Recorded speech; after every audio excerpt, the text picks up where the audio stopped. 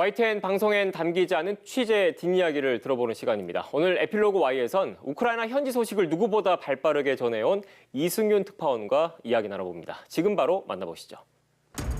전 세계가 주목하고 있는 러시아의 우크라이나 침공 사태. YTN은 특파원을 통해 현지 소식을 생생하게 전하고 있는데요. 에필로그 Y에서 준비한 우크라이나 특파원 특집 제1탄. 빠르게 폴란드 푸샤미실에서 YTN 이승윤입니다. 이번 주 에필로그 Y 시간 이승윤 기자와 함께합니다. 네, 기자님 어서 오세요. 네, 안녕하세요. 반갑습니다. 네, 저희 에필로그 Y에서 정쟁 지역에 다녀오신 특파원을 모신 거 정말 처음이거든요. 가셨을 때 제가 TV 화면으로 봤을 때 약간 살이 좀 빠지신 것 같았어요. 근데 지금 약간 돌아오신 것 같은데. 전쟁 지역에서 이제 발로 뛰다 보니까 정말 먹고 잘 시간이 충분하지 않아서 그때는 네. 정말 얼굴이 반쪽이 돼서 일이 끝나고 호텔방에 돌아오면은 거울을 볼 때마다 아 정말 열심히 뛰었구나라고 생각했는데 이제 자가격리를 하면서 일주일 동안 먹고 싶었던 한국 음식 먹고 그리고 갇혀 있다 보니까 회사에 돌아갈 날이 딱 돼서 다시 거울을 보니까 아 사람들이 이거 열심히 고생했다고 얘기는 안 하겠다라는 그런 생각이 들어서 걱정이 되더라고요. 네, 살은 금방 돌아오는 것 같아요, 보면은. 네, 정직합니다. 자, 출장 가실 때부터 이야기를 좀 차근차근 해볼까 합니다. 러시아 침공 이전부터 특파원으로 가셨었나요? 네, 제가 정확히 갔던 게 제가 2월 17일 날 가서 제가 3월 13일에 제가 돌아왔습니다. 그래서 제가 처음에 출발할 때만 해도 우크라이나 전쟁이 아니고 우크라이나 사태였고 네. 뭐 이 사태가 과연 얼마나 심각해질까 그때까지만 해도 가늠이 어려웠던 상황이었거든요. YTN 기자분들 중에서 가장 먼저 뽑혀서 이제 특파원으로 가신 거잖아요. 뭐 뽑히신 이유가 있나요? 뭐 열정으로 지원을 하셨나요? 이번 사안이 이제 외교적인 사안이기도 하고 또 국방 관련 사안이기도 합니다. 그래서 제가 국방부, 외교부가 소속되어 있는 통일외교 안보부 이제 기자로 1년 이상 활동을 해왔기 때문에 배경 지식이 그런 면에서는 좀 더 나을 것이다. 이런 부분이 있었던 것 같고요. 제가 워낙 좀 체력이 좋은 편이고 잘 뛰어다니는 편이니까 어디를 보내놔도 별 문제가 없을 것이다. 그러니까 이런 기대로 아마 저를 보내신 것 같은데 제일 큰 요인은 아마 갈래 그럴 때 네, 제가 가겠습니다. 손 들었던 게 네. 제일 컸던 것 같습니다. 그만큼 그 취재에 대한 열정이 좀 있으셨던 것 같아요. 저는 사실 지금도 네. 다시 들어가라면 들어갈 준비가 되어 있고 가장 보람이 있는 건 바로 현장에 갈 때 역사가 쓰여지는 그 현장에 바로 제가 직접 가서 제 눈으로 보고 그리고 제 목소리로 다른 사람에게 전할 수 있다는 게 기자가 돼서 가장 느낄 수 있는 큰 보람이 아닐까 생각합니다. 뭔가 이렇게 진정성이 저한테까지 좀 와닿는 것 같았어요. 근데 열정이 있는 거 좋지만 사실 이 지역은 일반 지역이 아니고 전쟁이 일어나고 있는 지역이잖아요. 그래도 가시는 걸 준비할 때 좀 걱정되지 않으셨어요? 네, 맞습니다. 사실 회사에서 제가 나갈 때 보통 여행자 보험 들어주는데 이번엔 전쟁 보험을 들어주더라고요. 그래서 이 생명이 위급할 때 얼마까지 이렇게 나온다는데 액수가 네. 크길래 아, 정말 위험한 데 가는구나. 저도 몰랐는데 저희 회사에 방탄 헬멧과 방탄 조끼가 있더라고요. 그래서 비상 저보고 상황에 대비한 건가 봐요. 비상 상황에 대비해서 그걸 가져가라 그러는데 일단 첫 번째 드는 생각은 이거 과연 폴란드 이거 입국할 때 혹시 화물 검색할 때 수상한 사람으로 찍히지 않을까 좀 걱정이 됐고 두 번째는 애가 보고 갑자기 이제 아빠 뭐해? 이러는데 이제 이게 뭐야 그러길래 이 방탄 헬멧하고 방탄 조끼인데 아빠가 이걸 입을 일은 없기를 정말 바래. 그러니까 입지 마 그러더라고요. 그래서 이제 그때 이제 걱정하는 가족들의 모습을 보면서 아 정말 이 옷이 효용을 발휘하는 그날이 오지 않기를 간절히 바라면서 끝까지 취재했던 것 같습니다. 결국 안 입으셨죠, 그래도? 입지 못했습니다. 사실은 타 다행이네요. 방송사는 방탄조끼를 입고 이제 방송을 해서 뭐 일부 이제 댓글에서는 좀 비판을 받기도 했는데 사실은 이거 전쟁 상황이고 국경 앞이니까 입어야 되는 거 아니에요. 이제 촬영 기자랑 상의를 해봤는데 저희 솔직히 피난민들이 많이 몰려오고 전쟁의 어떤 그런 위협을 저희가 느낄 수 있는 상황이었지만 뭐 정말 폭격이 떨어지는 그런 아찔한 그런 상황까지는 아니었었거든요. 그래서 그냥 있는 그대로 여기는 이제 그렇게까지 위험하진 않지만 정말 수백만 명의 피난민들이 몰려오는 모습이 있다. 그리고 바로 국경 지역이라서 어떤 전운이 감도는 모습을 피부로 느낄 수 있었다. 이런 걸 좀 전해드리려고 노력했던 것 같습니다. 갔다 오신 곳이 그럼 폴란드랑 우크라이나 그 국경 지역에 있는 프셰미실이라는 지역이 맞나요? 네, 맞습니다. 제가 다녀온 곳이 이제 처음에 들어갈 때는 이 폴란드의 수도인 바르샤바로 들어갔고요. 바르샤바에서 한 6시간 정도 이제 내려가면 남동쪽으로 내려가면은 그러면 이제 프셰미실이라고 이제 우크라이나와 국경을 맞댄 국경 마을이 나옵니다. 그럼 도착하셨을 때 그 프셰미실 마을 분위기는 어땠어요? 프셰미실은 사람들이라든지? 원래는 인구가 6만 명밖에 안 되는 굉장히 작은 도시입니다.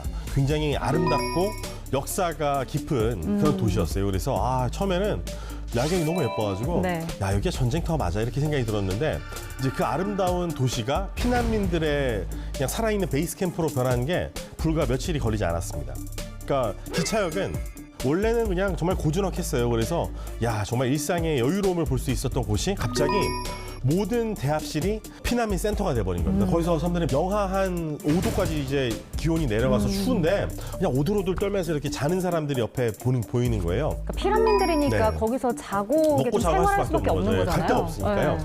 국경 건물소 중에 코르초바라는 곳이 있는데 네. 거기에는 심지어 소방서를 개조해서 보통 소방대원들이 생활하는 곳에 이제 기숙사를 이제 피난민 센터로 만들어서 생활하기도 하고.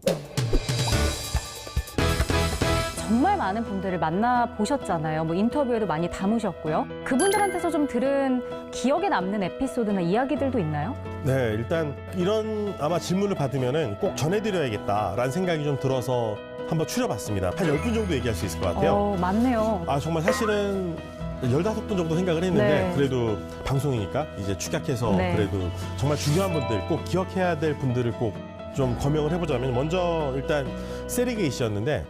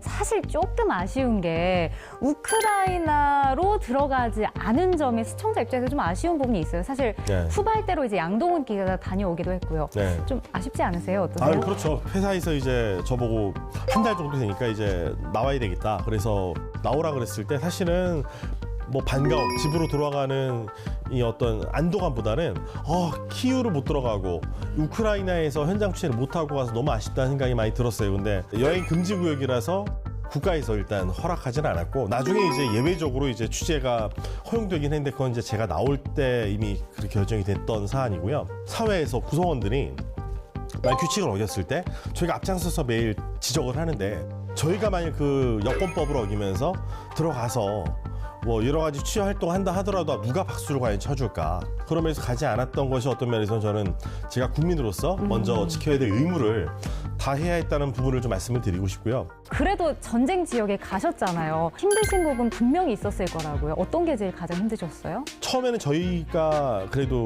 일찍 온 편이었어요. 그래서 뭐 CNN도 없고 뭐 뉴욕타임즈도 없고 그래가지고 정말 편안하게 취재를 할 수 있었는데 이제 언론사들이 막 몰려드니까 그리고 피난민들도 정말 밀물같이 이제 몰려오니까 국경 수비대나 경찰 이런 쪽에서는 점점 이제 취재 범위를 좁혀오고요. 그러면은 점점 취재 환경은 열악해지는 겁니다. 그러니까 점점 이제 회사에서는 이 상황이 심각해지니까 취재를 더 열심히 하라고 그러고 취재 환경은 점점 열악해지고 중간에서 고생을 많이 하시는 거네요. 절충을 해야 되는데 네. 많이 힘들죠, 진짜 그럴 때 이제 누가 이런 상황을 좀 알까? 그러면 이제 저널리스트들끼리 서로 옆에 현장에 있는 사람끼리 서로 이제 어제도 왔는데 오늘도 고생이 많네요. 그래서 서로 이제 다독이고 어깨 한번 두들겨 가고 그러면서 버텼던 것 같습니다. 뭐 그런 동료 기자들이 있어서 좀 힘이 되기도 했지만 한국에 가고 싶고 가족들 보고 싶지 않으셨어요? 정말 보고 싶죠. 왜냐하면은 제가 마음이 제일 아팠던 게 어린아이 하나가 혼자 울면서 더덕더덕 내려오는 거야. 막 엉엉 울면서 그러면은 그거 지켜보고 저희도 마음 찢어지죠. 그리고 그쵸. 저도 7살짜리 이제 딸아이가 있으니까 마치 제 아이 같고 막 걔 얼굴에서 제 딸 아이가 보이기도 해서 마음이 너무 이제 아프더라고요. 그래서 이 애들을 하나하나 할 때 저희 웬만하면 취재할 때 애들은 제가 취재 안 하려고 그랬어요. 왜냐면 애들한테 이거 마이크 갖다 대는 거 자체가 너무 미안하더라고요.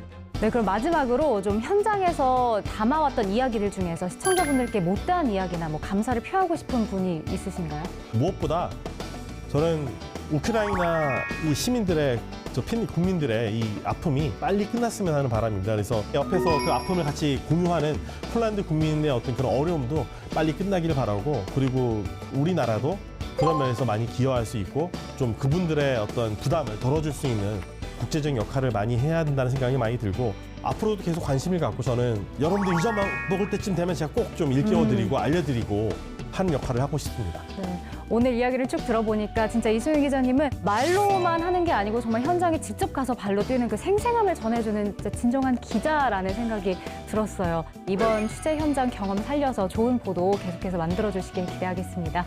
오늘 함께해 주셔서 고맙습니다. 네, 감사합니다.